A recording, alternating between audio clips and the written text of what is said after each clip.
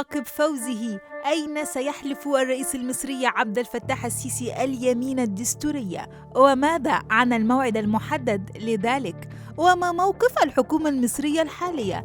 هل سيتم تغييرها؟ للإجابة على كل هذه التساؤلات وأكثر، استمع حتى النهاية. عقب فوزه في الانتخابات الرئاسية المصرية 2024 من المقرر أن يؤدي الرئيس المصري عبد الفتاح السيسي اليمين الدستورية أمام أعضاء مجلس النواب في مقر المجلس الجديد في العاصمة الإدارية الجديدة، وذلك وفقا للضوابط والإجراءات الدستورية، أيضا لائحة مجلس النواب. وقد يحدث أن يكون أداء اليمين أمام الجمعية العامة للمحكمة الدستورية العليا حال عدم وجود مجلس النواب. وبحسب الدستور المصري يؤدي رئيس الجمهورية قبل أن يتولى مهام منصبه أمام مجلس النواب اليمين الآتية: أقسم بالله العظيم أن أحافظ مخلصا على النظام الجمهوري، وأن أحترم الدستور والقانون، وأن أرعى مصالح الشعب رعاية كاملة، وأن أحافظ على استقلال الوطن ووحدة وسلامة أراضيه. وطبقا للائحة الداخلية لمجلس النواب يعقد المجلس جلسة خاصة بعد إعلان نتيجة الانتخابات الرئاسية يؤدي فيها رئيس الجمهورية اليمين المنصوص عليها في المادة 144 من الدستور. وعن توقيت أداء اليمين فيحق للسيسي أداء اليمين أمام مجلس النواب في أي وقت وعقب إعلان النتيجة رسميا من جانب الهيئة الوطنية للانتخابات، وكذلك نشرها في الجريدة الرسمية. وعن الكيفية والتي اكتسح من خلالها السيسي الانتخابات السابقة، كان السيسي قد حقق فوزا كبيرا في انتخابات الرئاسة الأخيرة، والتي شهدت أعلى نسبة تصويت في تاريخ مصر، اقتربت من 66.8%.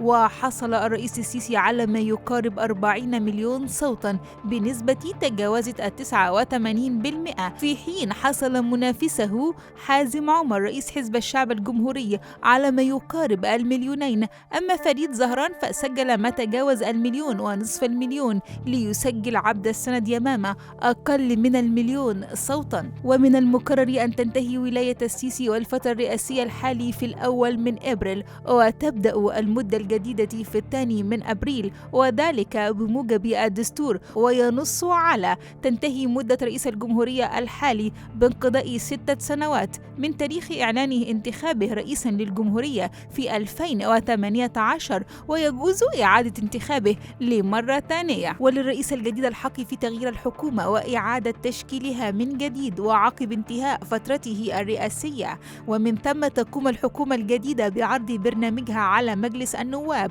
وإن لم يتم قبوله يعاد تشكيل الحكومة من جديد، وهذه المرة من حزب الأغلبية بالبرلمان، وإن كان لا يوجد نص دستوري على ذلك. وعن حركة المحافظين الجدد بموجب الدستور، فإن المحافظين مستقلون حتى بعد انتهاء الفترة الرئاسية. يستمر المحافظون في مباشرة مهامهم حتى يقوم الرئيس الجديد بتعيين المحافظين الجدد. هذا وحدد الرئيس السيسي أولوياته في الفترة القادمة، وتمثلت في إقامة دولة ديمقراطية تحترم الدستور والقانون، التحرك ناحية الحداثة والتنمية، توفير حياة كريمة للإنسان المصري وحفظ هويته، الحفاظ على الأمن القومي ومكتسبات الشعب المصري، وإكمال الحوار الوطني. كما عدد السيسي مجموعة من التحديات تعين على الدولة المصرية إدراكها والتعامل معها، أولها الإرهاب والذي تصدينا له، الإصلاح الاقتصادي، التحديات الإقليمية، وتحديدا الأوضاع في غزة. وعن الكيفية والتي تعامل بها السيسي عقب فوزه، فبرزت في مخاطبته لمصر كالتالي: إن فخري بكم لا حدود ولا نهاية له، واختياركم لي في مهمة قيادة الوطن هو تكليف أتحمل أمانته أمام الله عز وجل وأمامكم، وسيشهد التاريخ به. وكم ازداد فخري وأنا أشهد بعين متأملة جموع الشعب المصري تعبر عن نفسها. في المقدمة كان شباب مصر يعبر عن نفسه وعن حيوية مصر ومستقبلها، وكالعادة والعهد تثبت المرأة المصرية مرة أخرى إنها صوت الضمير الوطني المعبر عن صمود وصلابة أمتنا، كما كان عمال عمال مصر وفلحوها نموذجا للوعي والإرادة، يؤكدون مرة أخرى على أنهم صناع المستقبل وزارعوا الأمل. والشكر موصول لجيش مصر وشرطتها وقضائها الذين أمنوا وأشرفوا على خروج هذه الملحمة الوطنية بتلك الصورة التي استدعت الفخر والاعتزاز.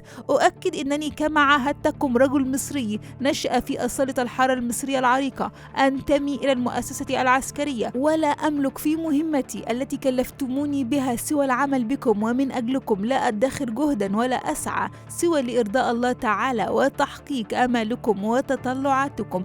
إن اختياركم لي لقيادة الوطن إنما هو أمانة، أدعو الله أن يوفقني في حملها بنجاح وتسليمها بتجرد، فلنعمل معا لأجل مصر العزيزة وبقوة شعبها واصطفافها الوطني دائما وأبدا. تحيا مصر، تحيا مصر، تحيا مصر. الملفت والذي سجله السيسي هنا برز في تعامله مع منافسيه حينما استقبلهم بقصر الاتحادية، وحرص على الاستماع إلى رؤاهم السياسية والحزبية، بل أظهر تقديرا واضحا للتعددية والتنوع والتي يعاصرها المشهد السياسي المصري. غير أن وعي المصريين والذي برز في المشاركات التصويتية العالية اعتبر في مقدمات أسباب النجاح الحقيقي لمصر، وذلك حسبما ذكر الرئيس المصري أيضا. وشهد اللقاء والذي جمع السيسي ومنافسيه بحث سبل كيفية تعزيز جهود التنمية الوطنية في المرحلة المقبلة، إلى جانب التأكيد على حتمية الحوار بين مختلف